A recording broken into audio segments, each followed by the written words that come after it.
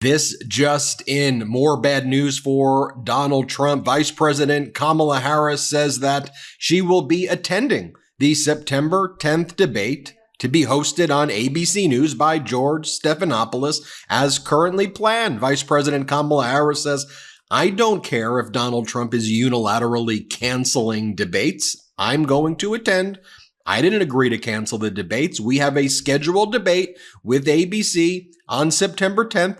The American people deserve to see a split screen of my policies and priorities contrasted to Donald Trump's weirdness and his dangerousness, and I will attend." This is very reminiscent of when Georgia Senator Jon Ossoff decided that he would attend, despite the fact that David Perdue, his Republican opponent at the time, tried to unilaterally cancel the debate in Georgia as well. So Senator Ossoff writes, "Strong move, Vice President Kamala Harris." And it's the photo of him next to the empty podium. Remember, we called him at that time Chicken Perdue. Similarly, you have Chicken Donald Trump, Weird Donald Trump, whatever you want to call him. So, big breaking news. Vice President Kamala Harris, "I will address the American people on September 10th. I will attend the debate. Quote, we will see if Donald Trump decides to show up, but I will be there." Remember, Stephen Chung, Donald Trump's campaign spokesperson, last week issued the following press release. Trump campaign statement on general election debates. Quote, "Given the continued political chaos surrounding crooked Joe Biden and the Democrat Party, general election debate details cannot be finalized until Democrats formally decide on their nominee.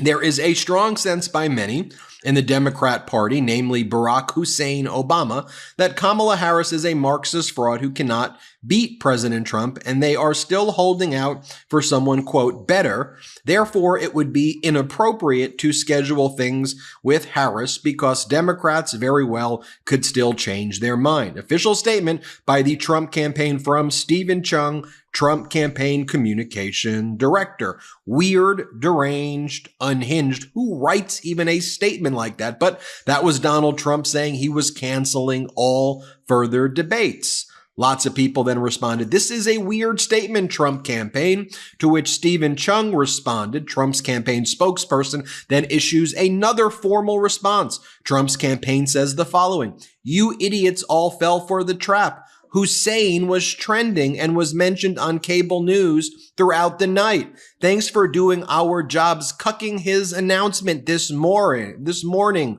moron." That's what the Trump campaign responded. Donald Trump posted the following: "ABC fake news is such a joke. Among the absolute worst in the business, they try to make Crooked Joe into a brave warrior because he didn't have the guts to fight it out. He quit.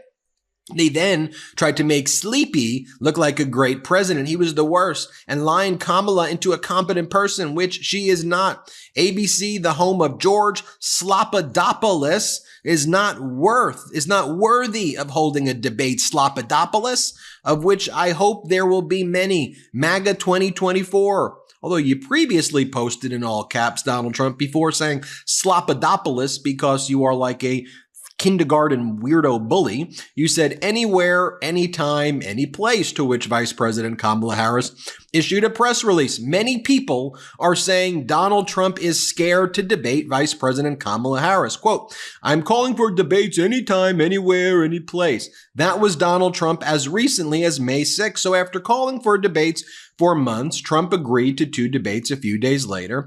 The next is scheduled for September 10th on ABC News in New York City. But now Trump is backing out, canceling, withdrawing. And what's Trump saying? "I can't do it with Slopadopoulos. You idiots, you fell for the trap, Slopadopoulos." I mean, come on. Who are these people? As we've been hearing over again, a bunch of weirdos. This is what Vice President Kamala Harris previously said too, that she's ready to debate. She's ready to go. But apparently Donald Trump's a coward. Here, play this clip.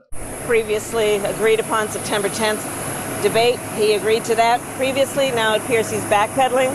But I'm ready. And I think the voters deserve to see the split screen that exists in this race.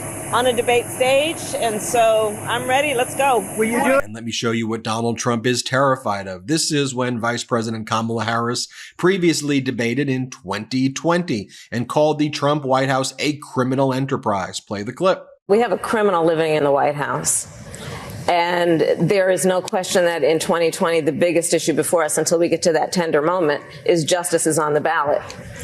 And what we saw today is Ambassador Sondland, by his own words, told us that everyone was in the loop. That means it is a criminal enterprise engaged in by the president, from what we heard today, the vice president, the secretary of state, and the chief of staff. And so this not only points to the corrupt nature of this administration and the need for these impeachment proceedings to go forward, but it also points to another issue. And back to the question that you asked earlier, which is, what does this mean for the American people? Because what it means when I watch this is that there are clearly two different set of rules for two different groups of people in America. The powerful people who with their arrogance think they can get away with this, and then everybody else. Because here's the thing. For those working people who are working 2 and 3 jobs, if they don't pay that credit card by the end of the month, they get a penalty. For the people who don't pay their rent, they get evicted. For the people who shoplift, they go to jail. We need the same set of rules for everybody. And part of the reason I'm running for president is to say that we have to bring justice back to America for all people and not just for some. Here's a video that we prepared at the Midas Touch Network when Vice President Kamala Harris cleaned the clock of former Vice President Pence with the weird fly on his head. Remember, hashtag I'm speaking trended. Play this clip. This is important. Susan, I want to add, Mr. Vice President, I'm speaking. I'm speaking. It is asking too much of the people. Susan, we talked about It is asking too much of the people. Well, Susan, thank you. Although I would like to go back. I think we need to move on to the issue. Well, thank you, but I would like to go back. In 1864. Well, I'd like you to answer the question. Mr. Vice President, I'm speaking. I'm speaking. Okay. We still learn from it, and I think the American people, I want to say again, can be proud Vice President Pence, I'm sorry, of what we have done. She has 15 seconds because I got to have trying more to than keep, that. Look, well, I'm sorry, but Vice President Pence, you've had more time than she's had. The truth and the fact is, Joe Biden has been very clear. He will not raise taxes on anybody who makes less than $400,000 a year. He said he's going to repeal the Trump tax cuts. Mr. Vice President, I'm speaking. Well, wait. I'm speaking. If you don't mind letting me finish, we can then have a conversation, okay? Please. Let me show you why Donald Trump is also terrified to debate Vice President Kamala Harris. Donald Trump is in steep mental decline. He's far too old and mentally incapacitated to run for president or lead the nation or compete with Vice President Kamala Harris. And he knows he will be exposed. He's terrified. He's a chicken. He's weird. He's a coward. Here's the video we prepared at the Midas Touch Network. Watch this. And my stupid people, when I wanted to refute it, they said, sir, don't dignify it with a rebuttal. Have you been noticing peculiar behavior recently in someone you know? Carried out by Someone who mixes fiction and reality? the late, great Hannibal Lecter.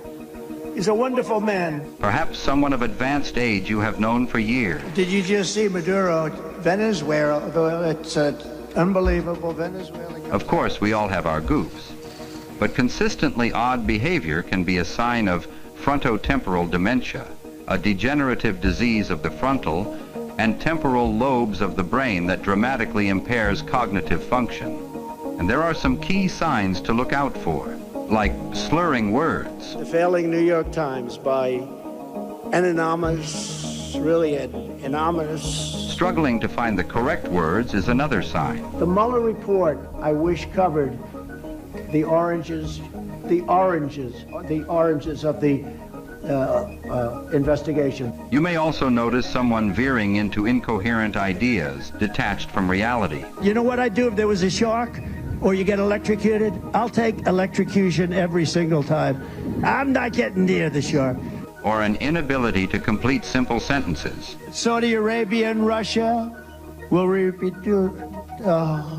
Other notable symptoms include impaired motor function, such as a wavering limb, and decreased balance, often accompanied by a signature lean or arched stance. If someone you know is demonstrating several or all of these symptoms, they are seriously unwell. As a matter of safety, they must be relieved of critical responsibilities and disqualified from any position of authority. Remember, frontotemporal dementia is a degenerative disease. Cognitive function will never return and will only deteriorate further. Don't ignore the signs.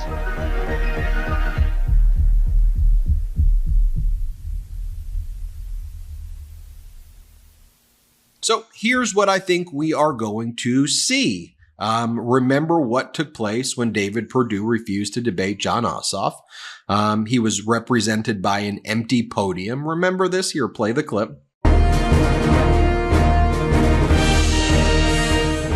The reason that we are losing thousands of people per day to this virus is because of the arrogance of politicians like David Perdue, so arrogant that he disregarded public health expertise, and so arrogant that he's not with us here today to answer questions. And so if I might, my message for the people of our state at this moment of crisis is your senator feels entitled to your vote.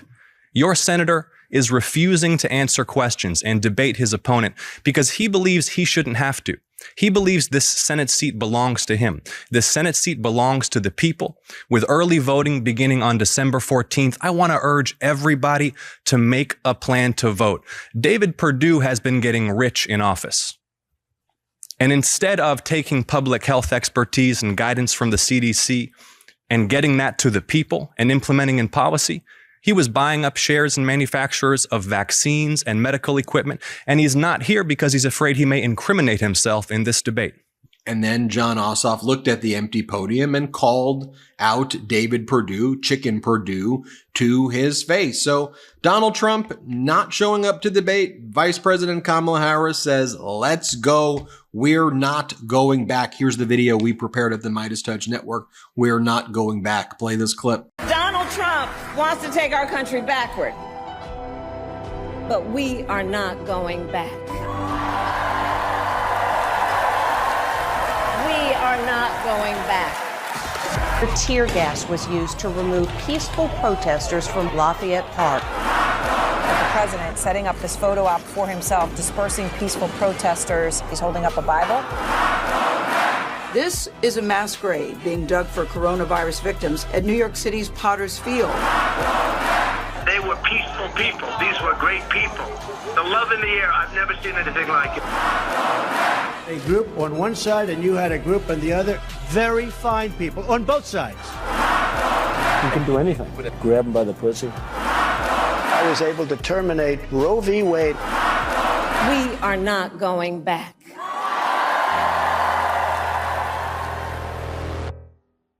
Well, there you have it, folks. Hit subscribe. Let's get to 3 million together. Thank you for watching. Love this video? Make sure you stay up to date on the latest breaking news and all things Midas by signing up to the Midas Touch newsletter at MidasTouch.com/newsletter.